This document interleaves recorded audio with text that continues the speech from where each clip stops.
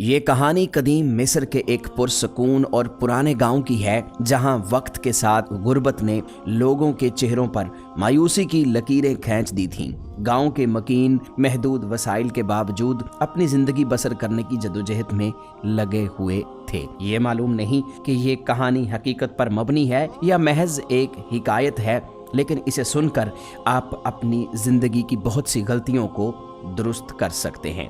ہم سب زندگی میں ایسی غلطیاں کرتے ہیں جن کا خمیازہ ہمیں طویل عرصے تک بھگتنا پڑتا ہے، مگر دانشمندی اس میں ہے کہ ہم دوسروں کے تجربات اور ناکامیوں سے سبق سیکھیں تاکہ ان غلطیوں کے خطرناک نتائج سے بچ سکیں۔ اس پرانے گاؤں میں ایک نیک دل تاجر صالح رہتا تھا۔ صالح اپنی ایمانداری اور محنت کی وجہ سے پورے علاقے میں مشہور تھا۔ اس کے خاندان میں اس کی بیوی زلیخا اور اکلوتا بیٹا ہاشم شامل تھا۔ زلیخا ایک صابر اور محنتی خاتون تھی جو نہ صرف گھر کے کام سنبھالتی تھی بلکہ دن رات سلائی کا کام کر کے گھر کے اخراجات میں اپنے شوہر کا بھی بھرپور ساتھ دیتی تھی۔ لیکن ہاشم ایک غیر ذمہ دار لڑکا تھا جس کا لاپرواہ رویہ والدین کے لیے مسلسل پریشانی کا باعث بنتا تھا۔ وہ زندگی کی ذمہ داریوں سے بے نیاز ہو کر عیش و عشرت میں مگن رہتا تھا۔ اس قدیم گاؤں کا ماحول پرسکون اور دلکش تھا، حالانکہ وہاں کے لوگ غریب تھے، لیکن ان کے دل سچائی اور ایمانداری کے چراغوں سے روشن تھے، اور یہی اس گاؤں کی پہچان تھی۔ ہر فرد اپنی محنت سے جیتا اور دوسروں کا بھلا چاہتا تھا، لیکن اس سکون کے بیچ صالح کے دل میں ہمیشہ اپنے بیٹے کی بے پرواہ طبیعت کی فکر چھپی رہتی تھی۔ وہ سارا دن محنت مزدوری کر کے شام کو تھکا ہارا گھر لوٹتا اور ہاشم کے مستقبل کے بارے میں سوچتا رہتا۔ پھر بھی وہ اپنے دل میں امید کا چراغ روشن رکھتا تھا کہ شاید ایک دن ہاشم اس کی محنت اور قربانیوں کی قدر کرنا سیکھ لے گا۔ مگر ہاشم کی لاپرواہی اور عیاشی میں ڈوبے رہنے کی عادت والدین کے لیے مستقل تکلیف کا باعث بن چکی تھی۔ والدین کی یہ حالت دیکھ کر بھی ہاشم کے دل میں کوئی تبدیلی نہ آئی اور وہ اپنی خواہشات کے پیچھے بھاگتا رہا۔ ہاشم کی بگڑی ہوئی زندگی کے پیچھے اس کی ماں زلیخا کا ہاتھ تھا۔ وہ بچپن سے ہی اپنے بیٹے کی ہر جائز و ناجائز خواہش بغیر کسی محنت کے پوری کرتی رہی تھی۔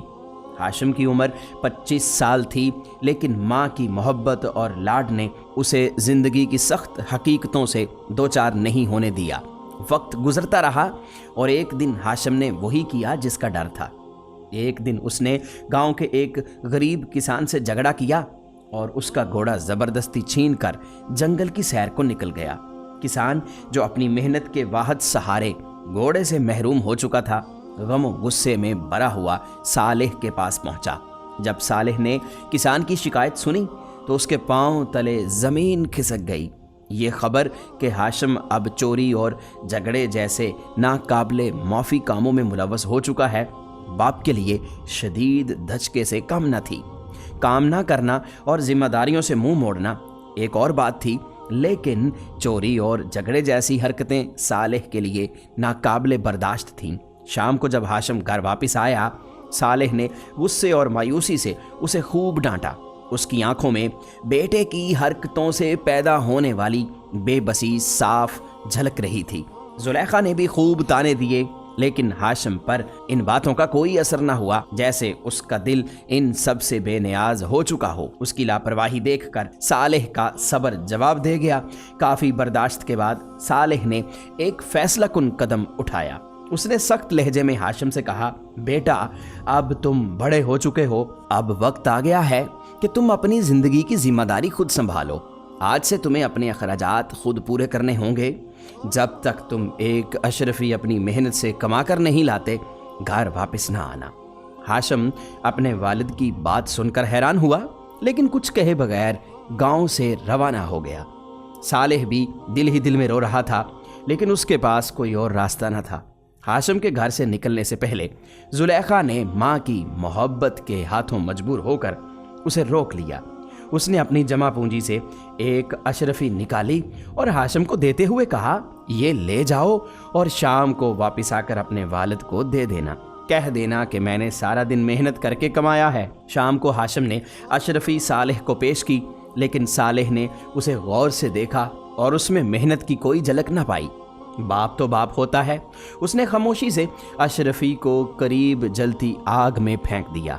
हाशिम ये मंजर बेतासीर चेहरे के साथ देखता रहा, ना कोई एतराज़ किया और ना ही कोई रद्द-ए-अमल दिखाया। सालेह, जो अपने बेटे की आंखों और रवैये को पढ़ने में माहिर था, उसकी बेहसी से सब कुछ समझ गया। उसने सख्त लहजे में कहा, ये तुम्हारी मेहनत की कमाई नहीं हो सकती। अगर ये वाकई तुम्हारी मेहनत से कमाया हुआ होता तो तुम इसके ज़ाया होने पर बेचैन हो जाते। अगले दिन हाशिम दोबारा रवाना हुआ।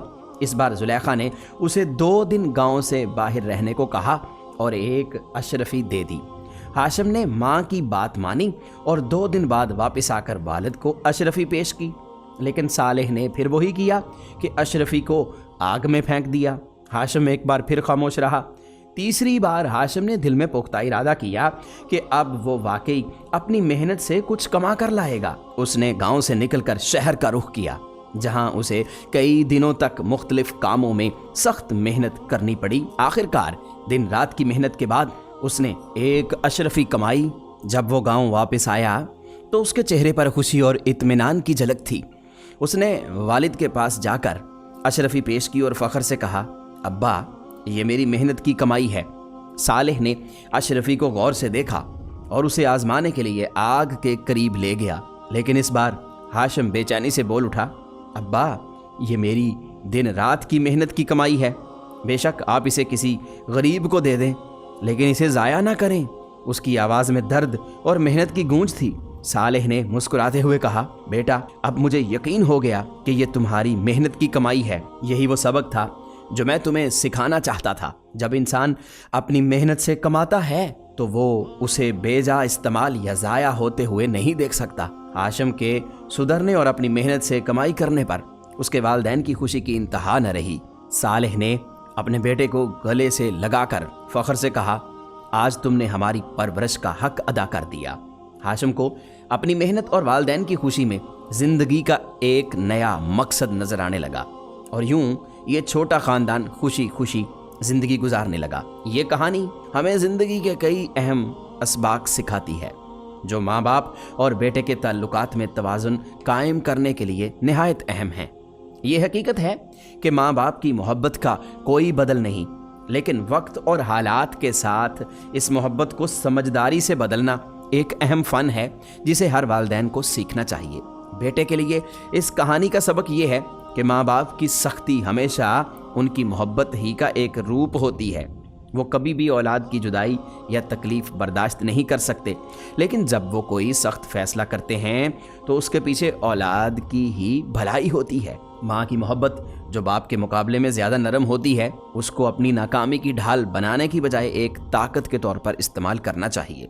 माँ की दुआएं और बाप की रहनुमाई अगर समझदारी से कबूल कर ली जाएं तो हर बेटे को कामयाबी की राह पर गामज़न कर सकती है। उम्मीद है कि आपने इस कहानी से बहुत कुछ सीखा होगा, जो कि आपकी ज़िंदगी में कई गलतियों के अजाले के लिए काफ़ी होगा। प्यारे दोस्तों, उम्मीद करते हैं कि हमारी आज की सबक आमोज़ वीडियो आपको पसंद आई होगी। इस वीडियो को लाइक कीजिएगा, दोस्तों के साथ शेयर ज़रूर कीजिएगा और मज़ीद ऐसी ही वीडियोज़ के लिए आप हमारा चैनल यूनिवर्सल इन्फो सब्सक्राइब ज़रूर कर लीजिएगा। हम मिलते हैं जल्द ही एक नई वीडियो के साथ। अपना बहुत सा ख्याल रखिएगा। अल्लाह निगहबान।